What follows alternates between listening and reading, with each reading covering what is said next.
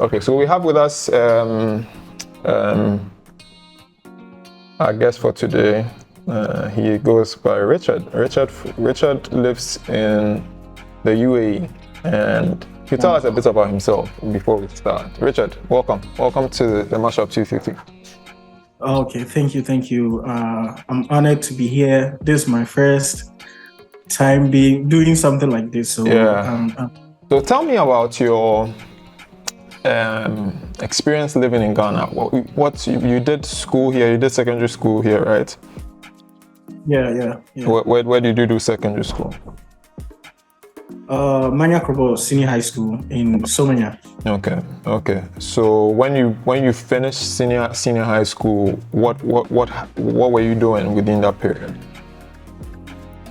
Actually, the plan was to continue to the university, but then, with my shallow thinking, I thought, hey, people were going to school, coming out or graduating after 4 years and still not finding jobs. So why don't I start working? Then within that 4 years, probably I would have risen to a certain position that someone from the university would be trying to apply for. You understand? So I didn't go to school, and apart from the money problems too, yeah.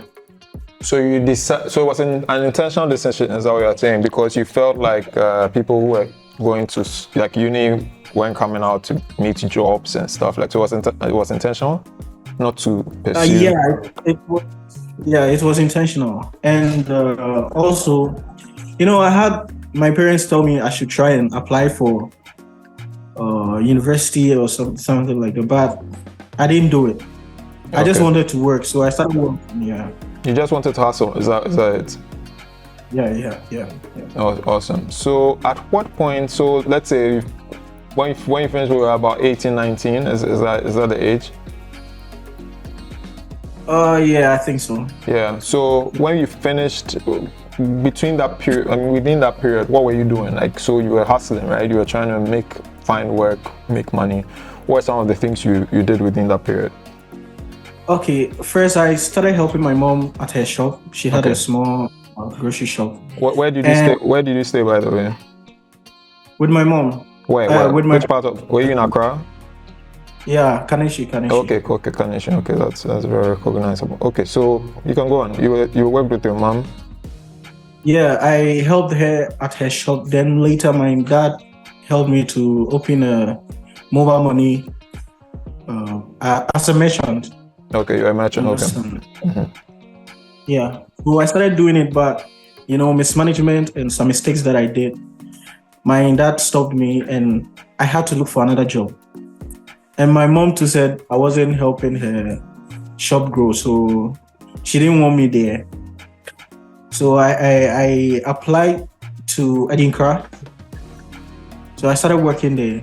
And actually, for Edinkra, the reason why I went... Edinkra Pie, right? The company, right? Yeah, okay. So I joined there as a helper. Yeah. And one of the main reasons why I applied to Edinkra was I needed a place to sleep. Okay. Yeah, because I was with my parents, and at that age, there was no privacy, something like that. So I needed a place where I can feel alone and all that. Okay. So that's why I applied to Edinkra. And later, the business started coming down. So I had to look for another job. Okay. And I applied to an apparel company in Accra, Dignity, DTLT. This is at, I don't know, it's been a long time, so I've forgotten the names of the place. Okay. So I applied, I started working there, and I was doing 2 jobs at that time. Right. So for day, I was working at the apparel company, and for night, I was working at Edinkra.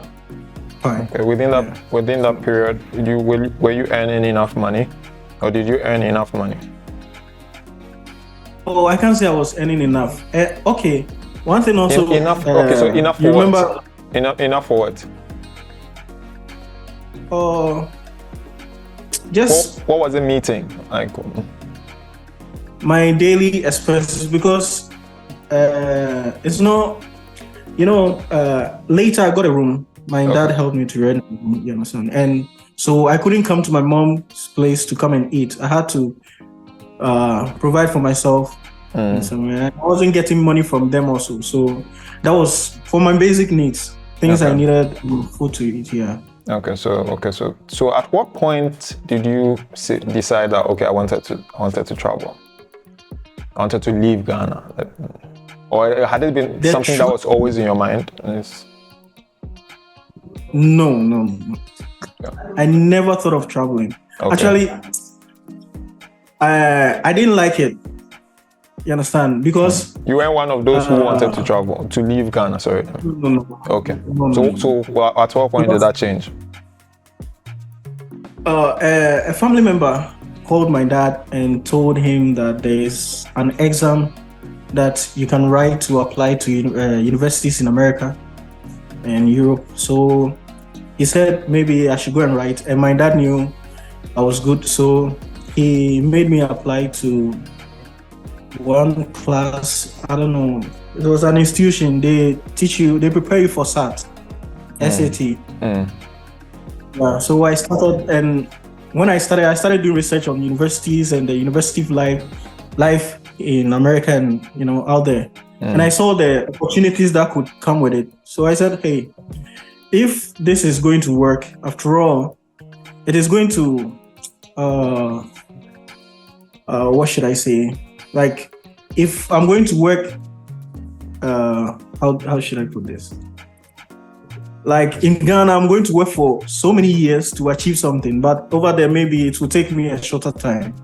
You understand? And probably also going to university, now I'll know that I'm good in this skill. I'll have a skill for something that I can show that this is what I'm good at. You understand? So I said, okay, let's do it. I attended, wrote the SAT, got I can't say it's a pass mark, but I got 970. Grade. Okay. Yeah, 970. And we started applying, and I got schools, like 5 schools. They wanted to take me in, but when it came to the requirement for traveling, you need some money to show that you can cater for yourself. That was a problem.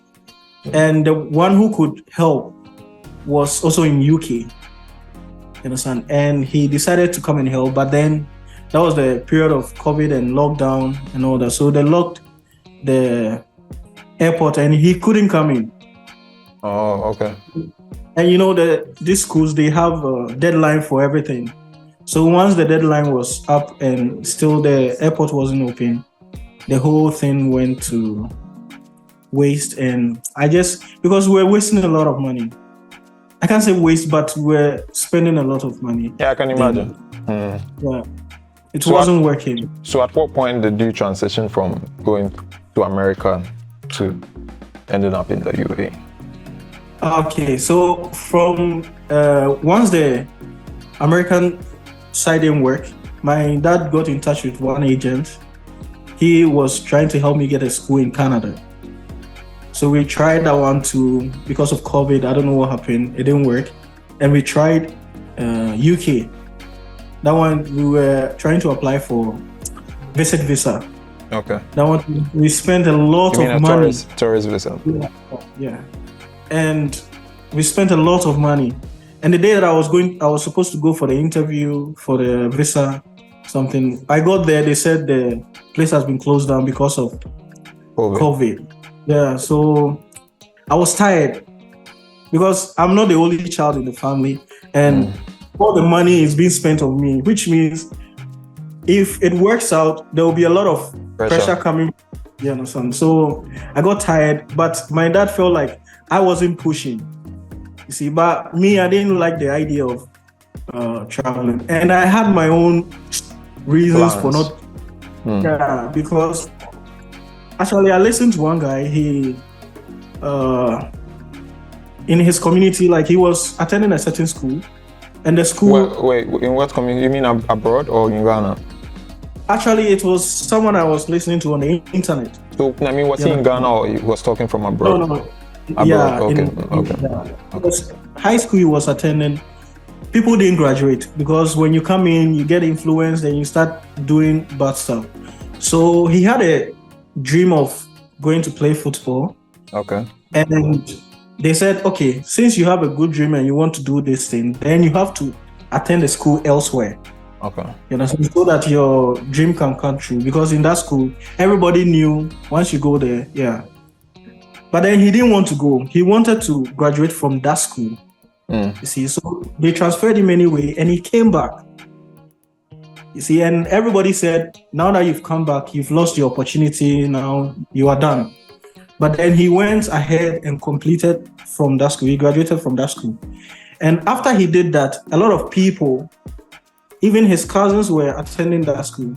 And when they saw that he has been able to do that, they also told themselves they can also graduate from there. They can also do well. So they don't have to join the gang. They don't have to do drugs. They have to graduate, learn and graduate. And they were able to do that. And a lot of people, since he did that, their story changed for that school. You understand? So it inspired me, and I said, hey, maybe for me, I have someone to help me go out there. But I have a lot of friends who are not going to get that opportunity. And if I go out there and make it, and I come back and they are not doing well, I cannot blame them because I had an opportunity they didn't have. You understand? So I felt like I should find answers to the problems that we are facing so that I make it in Ghana. Then they will see that it is possible for you to make it in Ghana. It's not necessarily like... No, but that didn't happen. That didn't happen in your case, right? So at what point did you end up going to Dubai? Actually, the agent, after we tried the other ones, the agent told me he was going to Dubai. So he said, okay, why don't I come along so that I get a stamp in my passport? Okay. Yeah, so that it was just a maybe 2 weeks trip. You just come here for some time, then we just come back. But me, in my mind, I knew I wasn't coming back. I decided not to come back. I told myself, for whatever happens, I'll stay and hustle because the spending was too much. You know, I didn't want them to waste. And the amount of money we spent, if we had used it on a business or something, probably it would have worked. So in total, when I came... So in total, how much? How much do you think you if you calculate, not just for UAE, but then the whole experience, how much do you think you would have? I can say maybe 100,000. Okay. Plus. That's including going to Dubai. Well, UAE. Okay, 100,000. Yeah. Okay, that's. How many years have you been there, by the way? 2 years. 2 years. Okay. Okay. So you left largely because you wanted to, hustle and make it. That was a core, thing in your mind, right? Core thought. Yeah. Okay. Yeah. That's interesting. How did you pay for all of that? So because you told me that you are the first one and you finished, you had to be doing a lot of jobs here and there. So how were you able to fund that 100,000 or over in expenses? It was all my dad. It was all your dad? Okay. It was all my dad. Okay. Yeah. Okay. So, okay. Do you know how did he have to take loans? Did you what? Or you don't know anything about that? Actually, he was working, and sometimes his salary, and sometimes because I don't know how he gets. You don't know how exactly. That's okay. Yeah. Okay, so tell me about your experience. Which flights did you take, by the way, when you were going? Emirates? Yeah, Emirates. Okay. Emirates. So what was your first experience like in the plane? Actually, I thought it was going to be, some wow something, but it felt normal. It felt normal too. Yeah. You are just, it's like you are in a bus, but just that it's in the air. How did you figure out the washroom? The washroom is a struggle for a lot of people. How did you figure that out? Or you didn't use the washroom the whole time? Oh no, I did. But I watch movies, so Okay. I watch movies. So you didn't struggle like many people No. at No, all. No, As no, to no, even no. how to flash. No. Okay. So how did you end up spending more than the 1 month? Like you said, you're supposed to do 2 weeks or something, and then it's extended, right? So how did you? What happened? Yeah. So, like I told you, even though the plan was for 1 month, in my head, I knew I wasn't coming back. So, before I left, I started chatting someone, and I knew one lady who I was working with in Ghana, who was there. So I started chatting her, trying to help me get a job before I come. You understand? So she told me that there is someone here who can help me do that. So I started even chatting with the guy. So on day one, the moment I got there, I linked up with the guy and started looking for a job because I knew I wasn't coming back. So I started looking for. Sorry, before you come to the job search, we'll come to the job search. What you got? There was a COVID incident with you prior to traveling, right? Or after? Yeah, Which was it? It was before. Okay, so tell me about that. The whole COVID experience. That came up with an extra cost, isn't it? Or so tell me about that whole experience. Actually, back then, before you travel, you have to do this COVID test. Yeah. I went to do it with the agent, and it came out that I was positive. And for me, I've never been sick. Like, I've been headache. So when they said, and the day that we were supposed to leave, my bag was small, so I went to Accra to buy a new one. Okay. On my way back, when you say Accra, you mean can't, right? Can't. Yeah. So on my way back in the car, the agent called me and told me that my results came out and they said I'm positive. And I said, what? Like, and when you hear things like this in that, you are thinking someone is doing those things, you understand? So, and for me, I was worried. You felt some other hand was trying to stop you from traveling, eh? Yeah. And there was one thing also, I never believed. I said until I entered the plane. There's when you go to the airport, there's a place where only the one traveling can enter. Yes. So I said to myself, until I pass that place, I would never believe that I'm actually traveling. Okay. Yeah. So I knew if I don't believe it, all these things can happen, and I know that. So you had psyched your mind for it. Yeah. So when he came, actually, I was worried about my dad. I was worried what he would say. You understand? Maybe he would think I'm careless or something. But when he called, he was cool. So once he's cool, he's the one spending the money. So once he's cool, I'm cool. And he told me to stay in the room for some time. Later, I went to do the test somewhere. Okay. And I missed that flight. You missed the first flight? We tried to get a ticket back, but the cost was almost close to buying a new one. So you had to buy another ticket? Another ticket, yeah. Oh, that's crazy. Dude, you suffer. Yeah. See, and when I went to get a ticket, they said the immediate one was Emirates. So hey, I took it, and another thing that happened was because of the changing of the bags, I placed all my files or my documents in one envelope. There were two, so I separated them. But mistakenly, I took the one that I didn't want to send out, and that my passport wasn't in that one. Wow. So I didn't know when. On that day, there was this rush. I had to do this. The guy didn't tell me I was supposed to do a yellow fever test, so I had to find a way to do that. And and it was on a Sunday. Wow. See, yeah. So there was all these things going on.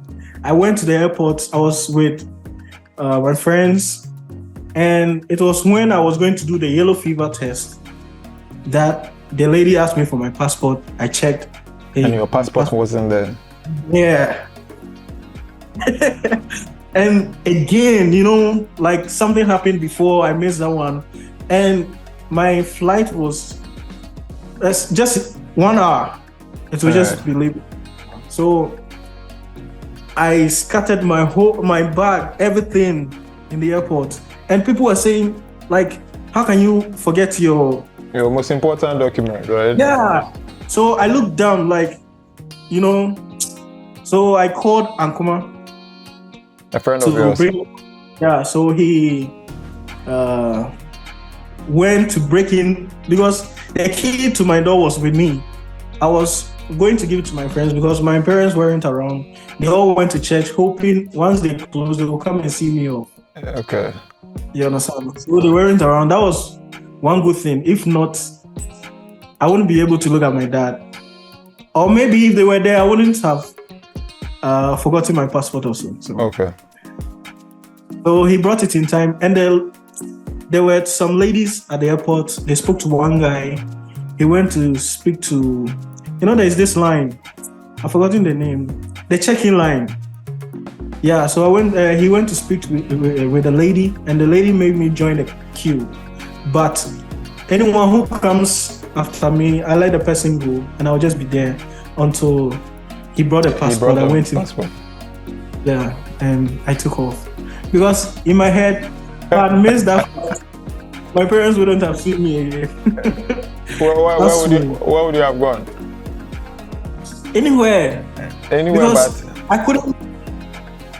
Yeah, I understand. Yeah. That would have been tough. Yeah. Anyway, so tell me about the job search now. So when you landed, you said you didn't have any issues in the plane. You were fine. You were kosher. Like you were fine. Like you're balling, right? Now you land in UAE. You land in UAE. You said immediately you go about searching for a job, right? Actually, something happened before. Okay, before you landed, or before the job? No, after I landed. Right. Something happened. Okay. The hotel the guy booked for me, we couldn't find a hotel in UAE. You couldn't find it? Yeah. So the location he gave me. How's that possible? Like it didn't exist? I don't. It did exist. The hotel didn't exist. Up to now, we can't find the place. Wow. So it was a location. We put it in the map. There was a taxi, so I took the taxi, dropped me off, and the building it took me to was uncompleted.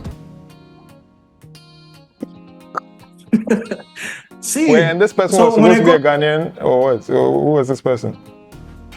Yeah, he's a Ghanaian, Ghanaian agent. And you met the person when you go to the. He didn't come to see me because he said he was tired. Okay. Yeah.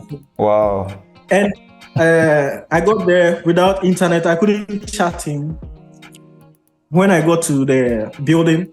So I asked there was a security guy who had Wi-Fi to the place. So he gave me the password. I searched the location. Still, I couldn't find it. Yeah. And I was there with my bags by the roadside, moving around just to see. And the whole place, there were no hotels over there. So where did you sleep that night? Actually, I went back to the airport because there was internet there, and I sent the guy a message. How far was that from where? Sorry, how far was that from where you were? It was far. Okay. And by then I changed dollars into UAE dirhams. Okay. So I had cash on me. It helped me to move around. Okay. And I went back to the airport, called the guy. Then he booked another hotel. And I was tired at that time. And the hotel said, I went to see him. Then he booked another hotel. And the hotel said, I can't check in until 12. And I said, no. 12 what? I went 12 midnight? Oh, what? 12. 12 noon. What time did you arrive? Actually, in the morning, like 5 a.m. And you left Ghana at what time?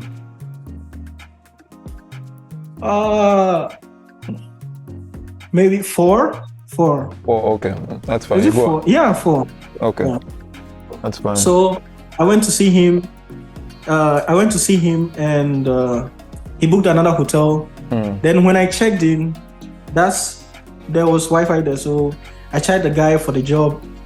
And later in the day, I went to see him. We spoke. He said there is a job offer for pool attendant. It's a government job, and since I have only 1 month visa, and it's a government job, it's possible that I'll get my visa very early. You understand? So I said okay, and he said he was going to take 3,000 UAE dirhams, which is by then almost 4K. Okay, so More than 4K. So before you got to, I think you are trying to, before you got to the to this, you said that was a government job, right? Which one was a government job? The full job or which one? The full job. The guy promised me that there is a job. There is a job offer. Okay. For a government company, yeah. Okay. So before that, you had a factory job, didn't you? Actually, he promised me that, but then I never got that job. You never got that job? I was waiting for him to take. I never got it. Oh, okay. I thought you started. Okay. You didn't start that job at all. He just promised me. He told me the amount I will be paying. So I said okay. So I gave him the money. You paid him the money for the factory job? Yeah. For he's an agent who helps you search a job. Yeah. So he charges. Yeah, he charges for. Yeah. He charges for one service, or he charges for the whole package, or what? How does he? What's? Actually, he had a bed space, and the bed space is like SHS. You have one dorm, with the beds. Right. So he rents a flat, and he has these beds in. So when you come, you want a down bed. It's like 400, but if you want the down bed is 500. If you want the top bed, it's 400. So I booked the hotel for 3 days. It was expensive, so I had to move out. So I went to his bed space, his flat, and I went to meet a lot of people. Of different nationalities, or mostly Ghanaians. Mostly Ghanaians. Okay. In the room. Okay. So I got there, I went to speak to him, and he said, okay, then you just have to wait for him to tell you there's an interview for you to go. Understand? And I waited. How many days? For, I think, 2 weeks. 2 weeks, okay. Yeah. And I had 1 month visa. Okay. So I was left with 2 weeks more. How did you feel at that point? Actually, I wasn't worried because I had money to renew the visa. So. Oh, okay. Yeah. And one day, one guy was supposed to take some guys to interview, and nobody wanted to go. So he said, "Okay, I should join. I should just go with the guy and see what happened." And it was a security company. So I got there. I spoke to the guy, and immediately he hired me.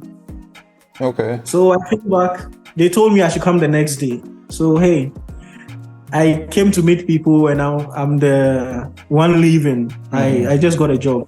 So everybody was happy for me, but I wasn't happy because I was leaving the place. And, I loved the environment, being with them. I made some friends, so leaving them like that was some way for me. But then, that's what we came here for. So I had to leave. And I left. I started job the next day. And I was there maybe few hours to closing, for us to close. One guy came to me and told me about the problem in the company. Told me that the company is having a problem with the government, so they don't do the visa for you. And that was the one thing I needed. See, and they also told me. Okay, go on. I'm listening to it. They told me that my first month of work, they won't pay me. Wow. So they will pay me. Yeah, they will pay me for the next one. So I said, after I heard that news, I called the agent and I told him, hey, you told him you won't do it I need a visa. Yeah. So he said I should wait and get the experience. He's applying for another security company for me, even though he had promised me the full attendant job. So I stayed for some days, and that I can say that in all my days in UAE, that was the time I don't want to say depressed, but I was really down. Because being in that at the company, the security, where you were the security, right? Yeah, I was like, when I go to the room, my mind. But me, I usually listen to this motivational speakers, so I immediately turn on them to listen and give myself, some boost. So the next day I said, hey, let me go to work with a positive attitude. So then I started thinking of what to do next. So after some few days, I realized that it wasn't going to help because everybody in the company was like, they were looking at me as if we want to leave and you are now coming in. You understand? So one night I just packed my bag, told no one, and I left. And they took my passport also, so I had to find a way to go and get it back. I went there, I took it. They didn't want to give it to me, but I told them that I was going to renew my visa, because they told me I should renew my visa before they made the extended one for me. So I said, okay, I'm going to renew it. Then they gave me the location. I went for it, and they didn't hear from me again. So then, after some few... Okay, go on. After some few days, the guy sent me and another guy to another company. That was a warehouse job. This company vans, they have this sticker on it. Yeah, you have to remove the sticker from the van and they will put a new one. And these stickers have been on the car for a long time and there is no machine for you. So you use the cutter to get some part off, then you peel it with your fingers. So when we got there, the environment, the place was dirty. Like, actually, I made a video of the washroom, but I deleted it. It was like, really, I never saw anywhere in Ghana like that. Oh, wow. Even Ghana wasn't that bad. Actually, anywhere in Ghana that you see that much dirt is outside the home, not within the home. But this was within inside the working area. And so I didn't want to be there. That day they asked us for our passports. I had mine with me, but I told him I didn't bring it. And he said, okay, then we should go and bring it the next day. I didn't go again. You didn't go again. So at what point did you get the current job? Yeah, actually, so I was waiting for the guy. I realized that he wasn't giving me any good feedback and my time was just going and I didn't have money also. So I started applying for jobs online by myself. Okay. I got a website that when you go there, you see the company, the positions they want, and their email.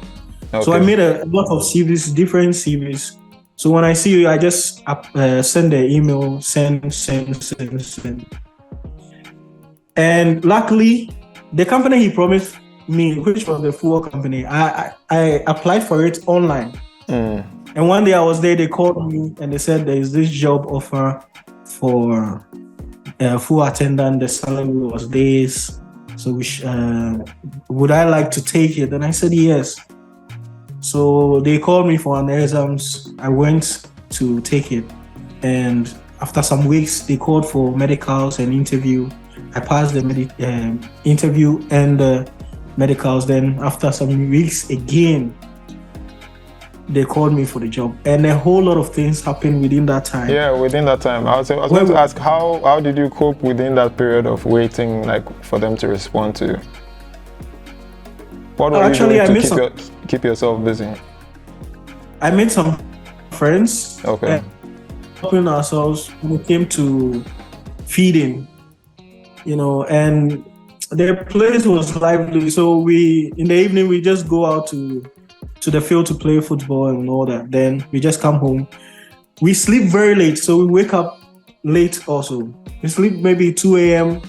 Then we wake up maybe the next day, like that. So like that. And the guy wasn't paying, the agent who owned the flat wasn't paying the fees, the rent. So they cut off the AC. And in UAE, and it was It's quite summertime. warm. Yeah, that's temperatures are quite Very high. warm. It's very Wow. hot. Wow.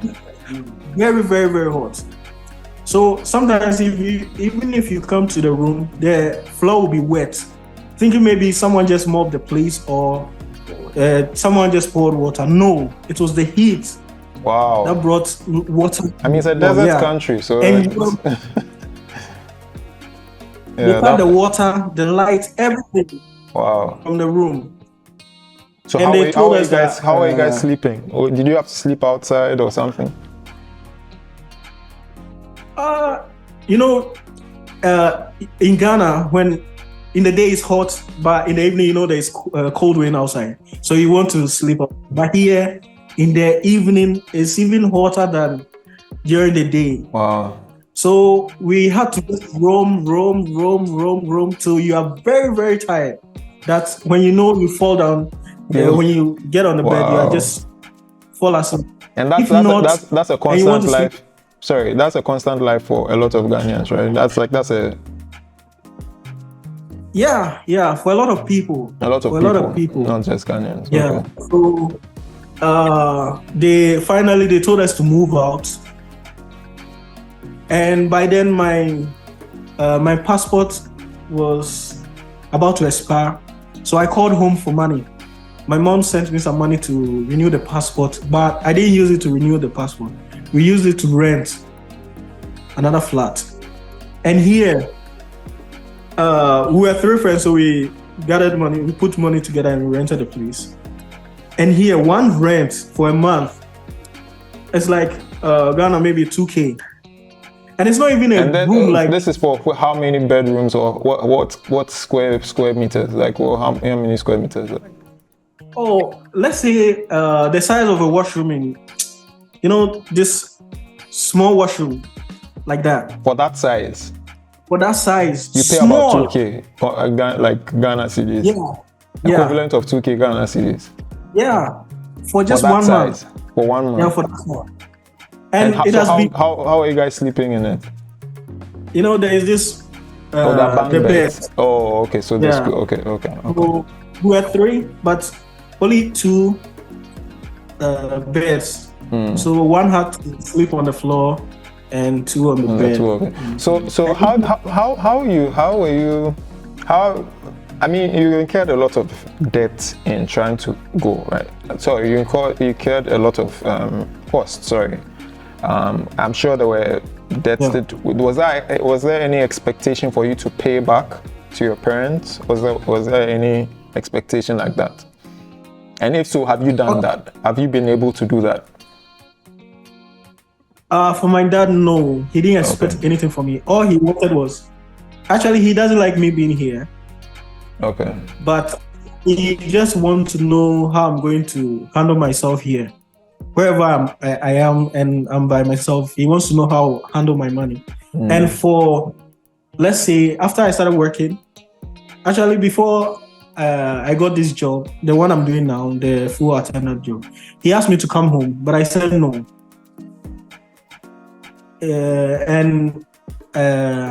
Like, he never asked me anything, how much I'm being paid or anything. You understand? He never asked. And I knew maybe he was just watching to see how I'll handle things. And for me knowing that... Whether you can be a man about it or something, right? Yeah. For me knowing that, he's thinking that I was also doing my things straight. Okay, so you've been able to save something for yourself within that. Yeah. Okay, that's good. That's interesting to hear. So were there periods where I mean, from what you said, there were. It looks like there were some few, maybe days where you were a bit homeless, or that wasn't the thing for you. I can say, you know, for some people when they know when a problem comes, they sit down and worry. But I don't worry. I think of what to do next. Okay. So the next thing for us to do was to get our own place, not to wait for the agent to get us a place to sleep. Okay. He told us he was going to get us a place to sleep, but it was going to be in another state. Okay. Which is far from Dubai, right? far from Dubai. And Dubai is where everything happens, really, right? Yeah. So we weren't Right. ready to go there.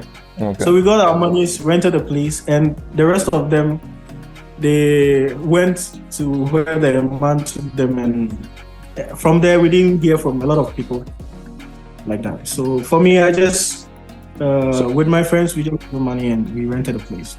So tell me, what do you think about people who all these guys who like record videos abroad and make it look like abroad is heaven? What do you think about that? Oh, I think it's not really good. You know, if you're in abroad, okay. Honest opinion. I want your honest opinion. Mm-hmm. Yeah. Mm-hmm. There are videos of people who like intentionally make abroad looks like heaven and all that, and there are people who just make videos and post it. And I think for years back, those who came first, those who traveled first, they've painted a picture in our heads that right now it's very hard to take it out, because I can go anywhere in Dubai and take a picture. I can go to the Burj Khalifa, stand there, take a picture. You know, of course, I'm going to dress nice and be there. Once you post this picture, everybody back home who sees it will think, hey, everything is... You're doing well. Okay. Jobless and will be go out, you know, you go to a nice place you've never seen before. You want to take a picture. Now you post, everybody will say, hey, now you're doing well, but then you didn't even have a job. You see, and that's what happens mostly. And also for those people who intentionally make videos. Wait, sorry. Let me cut in. So you're saying that for some people who maybe go and stand at all these fancy locations and take pictures, at the time they may be unemployed. That's what you're saying? Yeah. Most of them are unemployed, right? Yeah, most of them are going through hard things. Oh, they are going through hard things. Okay, yeah. That's interesting. Sorry, go on. Mm-hmm. So, like, for them, they are just, you know, maybe you never go to that place again, or for whatever reason, you just want to take advantage and have a memory over there.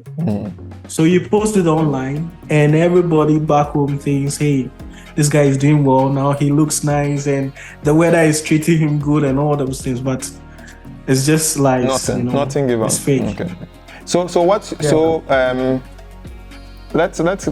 What have been some of the temptations you've faced or you hear of on the streets that, like, because I mean you are probably Gen Z and you've left home, you've gone to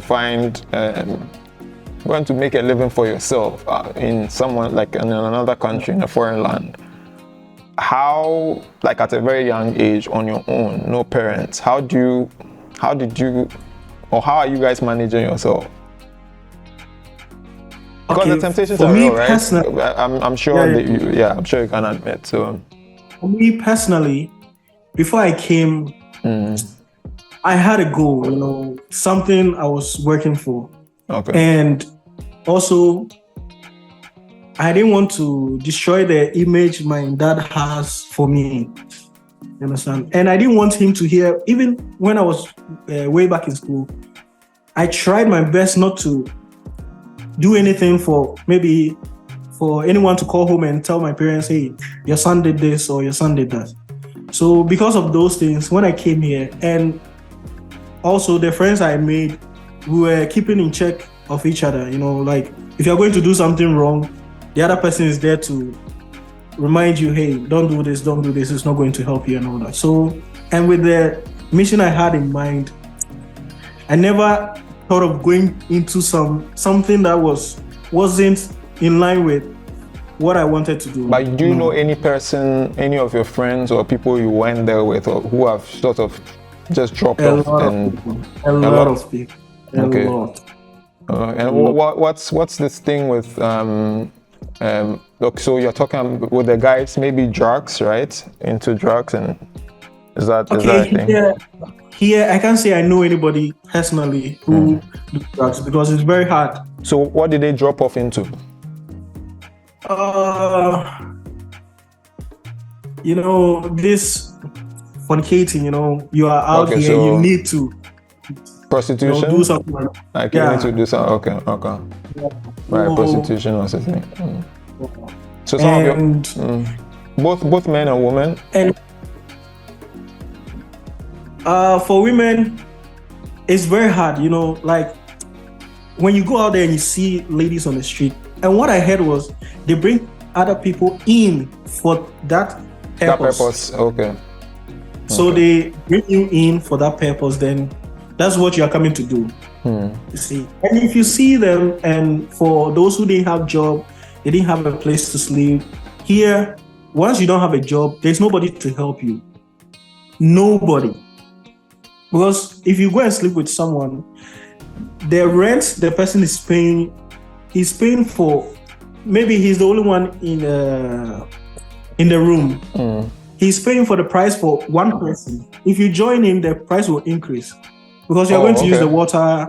You understand? So nobody is going to be willing to pay that much money for you without no job. You understand? So once you lose the job, it's just you and you alone.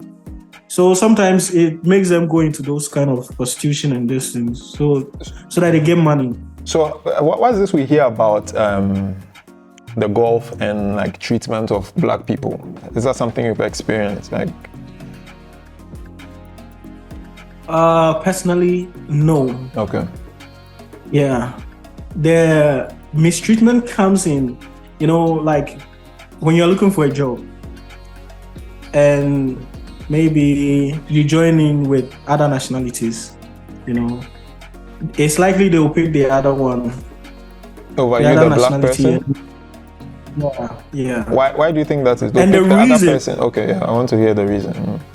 The reason is, one, most Africans have this mindset of they are here for a short time. They are moving to. They're using it as a transit. Okay. Yeah. So they don't want to spend a lot of time here. And these people, these employers, they need people who work for long time. You see, and mostly the reason why we look for jobs is to get little money to support ourselves, and to get a visa to be able to stay here without any fine. So the person joins the company, says he's going to work. You sign a contract for 2 years, and you realize that after 6 months, the person gets maybe another job offer. He cancels. Now the employer loses his money. You understand? So, and it happens like mostly with Africans. We are always on the go. We want to, when you get this job, when you don't have a job, you want any job to do. But once you get that job, now you want a better job. So you're saying that doesn't exist with the other races? No. They are for more them, stable. Yeah, really. Most of them want to stay here for 20 years, 30 years, doing the same job. Okay. It's strange, but interesting. Yeah. That's really interesting to know. Sorry, go on. Some is also pure hatred, racism and all that. So, what's your personal? I realize you're on this sort of mission to reorient like people's mind. What's that all about? Tell me about that. Actually, yeah. Concerning that, I don't like listening to the news, because every time you hear somebody has done this thing has happened to this person, and complains that Ghana is hard. These things that we hear. Africa is hard, yeah. Yeah, you cannot make it in Africa. You cannot make it in Ghana and all that. So we have to go out there. But a lot of people who go out there, I always ask, how many of us that go out there are working in higher institutions over there? Most of us that come out here are doing the dirty jobs, like cleaning, those kind of jobs. Most of us, only a few. If you get the chance to. But other people also say you are doing menial jobs, yes, but then you are paid more than you would have been paid here, isn't it? Every country and its cost of living, the way things are. Okay. Because like I told you, Here, you a small room rent for a month. It's like 2K in Ghana. But in Ghana, you can use that 2K to get a room for maybe 2 years. You understand? But nobody's thinking about. What are the chances that you'll be paid 2K as a fuel attendant in Ghana, for example? I can't say, unless maybe you are. No, I'm saying so. That's the point that like some people raise. So. Yeah. You think if you are taking the money, it's like, let's say you're in Ghana and you're doing YouTube. YouTube is going to pay you in dollars. That one there is an advantage to it because now you just convert the dollars into cities. Now you have more, but you are living in that country. Wherever you're working, you are living there, and they are paying you that amount of money. It's not that you are going to spend all the money in Ghana. You understand? So the only advantage is the exchange rate. Okay. Yeah, because see, if I'm being paid 2K here, living here, I cannot survive. 2K living here, I cannot survive. Because the rent alone is going to take like 1,500 if you want a room for yourself from the 2K. So how are you going to survive on 500 and even save?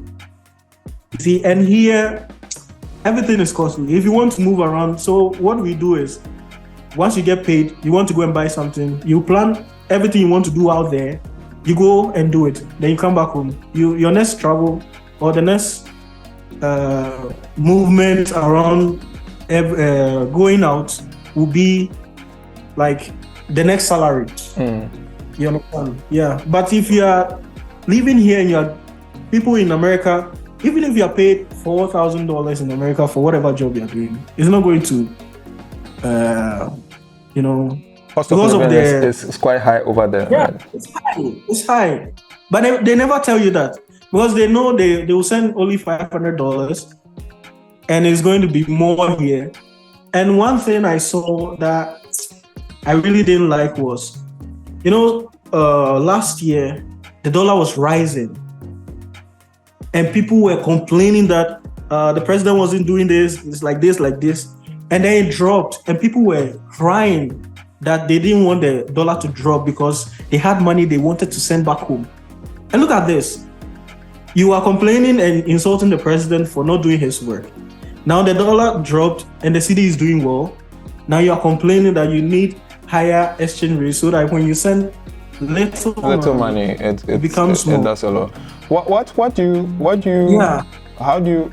So what would be your advice? Because here's what I think. I think that everyone must assess that the traveling decision very, very well, or the japa decision very, very well. You must. Yeah. After secondary school, given the way the world is, that's just my personal opinion. I think you must weigh the decision to either go to university or go the hustle route, which is to go abroad. You must weigh it very carefully. So you decide to go abroad, I don't think it's for everybody. And so when people sell the idea that, abroad is a solution to everyone's problem, I have challenges with that. I mean, they are entitled to do that, but I have serious challenges with that because I don't think it's a solution for everybody. I think it may solve some people's problems. I.e., like I said, if you were here, the same job you're doing now, you wouldn't be paid as much. You wouldn't be able to make enough savings. And so for someone who is in a certain income bracket, it will make sense for the person to try and find greener pastures elsewhere if they can. But if you sell the same idea to someone maybe who has a profession who is fairly stable in Ghana, and that person decides to uproot himself and their family to go, I think the person has done himself a huge disservice. The only point where I feel the person may win or may be in a good position is if the person is trying to do that for their children or the future of their children. That's the only reason why maybe it will make sense. But then, like I said, that decision is a personal decision and like everyone can make that decision. but it has to be weighed very, very strongly. If you're a hustler, like if you are interested in the hustle, yes, abroad may be for you. But if you are interested in finding, stability and maybe a profession and whatever, I think you may have to weigh that decision quite carefully. Anyway, so what's your final advice to people? Would you encourage? What would you tell people to do if, especially young people your age, Gen Z people who are interested in like all kinds of things? What would you tell them to do? Because first, you took a big risk actually, and hope I'm sure, given your mental, like your attitude, I've seen, I'm sure you will do well. But what would you say to other people? What was your final? Okay, first, I've realized that people don't know what they want. Okay. Yeah. So they should find out what they want. What they really want. It's not you see somebody going after this and you decide that you also want that. You should know what you really want. Because once you know it and it means a lot to you, you will find ways and means to get it. Okay. You see. And two, traveling is a good thing.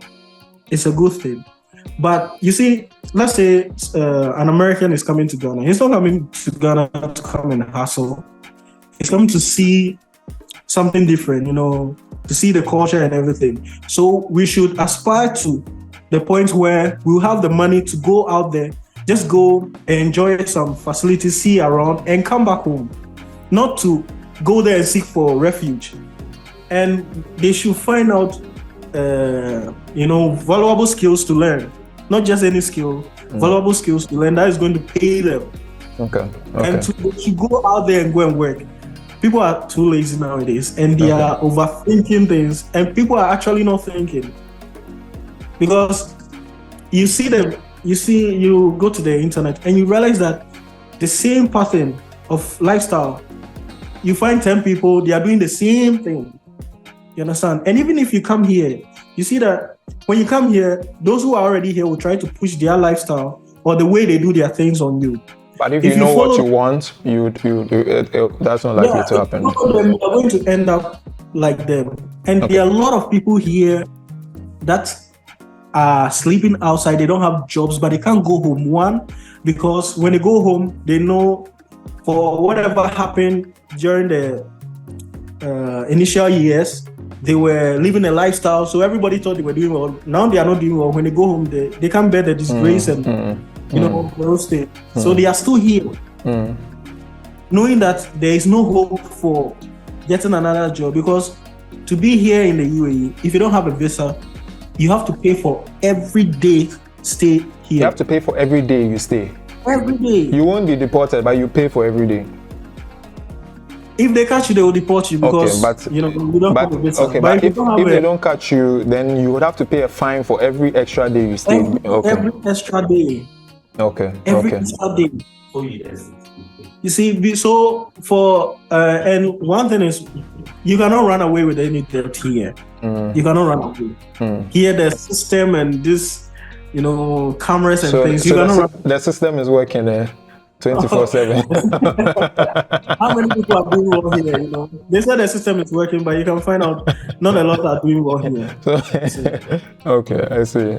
So I think it's not even. So the system works for the citizens, right? Yeah, it works for the citizens. Okay, final question. Do you think this whole japa thing is a scam, or you think it's slavery happening all over again? Oh, it's slavery happening all over again. Okay. But this time they are doing it. We are the ones giving we are them gladly going, Yeah. Okay. Because see, I there's one thing that I saw that I felt very sad. That is why I even decided to do this whole YouTube thing and trying to, change the language in Ghana. I saw one man and he had bought this toy car that he was going to ship to his child. Now looking at the toy car, meaning the child is newly born. And here, within, depending on the company and your salary and all that, you get a ticket home after 2 years. You understand? You get to get a ticket home after 2 years. That one is it depends on your company. And also, if you want to go home every year, then that will be at your own cost. And if your salary is not high enough, now tickets is almost 6,000 Ghana cedis, 8,000, 10,000 Ghana cedis. So a lot of people don't want to go home. Now imagine somebody has given birth to a child and he has left the child and he's here working. The child you are not going to be there for the child because that video call is not going to do anything for the child. The child needs you there. See, and so he bought a car. He bought a car. He's going to ship it. And I'm saying, what if you go back home and the child is involved in this, any bad habits? What are you going to say? That the mom didn't take care of the child. You weren't there for the child. Then you tell yourself, hey, I have to hustle for their sake. But then what is the point of getting the money and coming to see them useless or indulge in something that is, maybe some people will come back, their children are dead. Yeah, but then some people can also come and maybe there and then they may not be able to work and provide for their families. How about that? A whole lot of things are happening here that it's a complex issue. They're not telling you. If you are planning on coming here and I tell you the truth, you think I'm trying to prevent you from coming. I agree. You understand? I agree. But that is the truth, and nobody's going to tell you. So you all over there are sacrificial lambs? Is that you are the sacrificial lambs? What can we do? Okay, and we can't blame anyone for it because we came by ourselves. And still people are still blaming them for whatever it is that they are doing, but it doesn't make sense, Okay. So thank you, Richard. I've had a good time with you. So it's a wrap up on the mashup. You can hit us up on all our socials on Facebook, Instagram, TikTok, and recently YouTube. So look out for this interview or this discussion or this conversation we had on those platforms. So thank you. See you on the next one. Bye.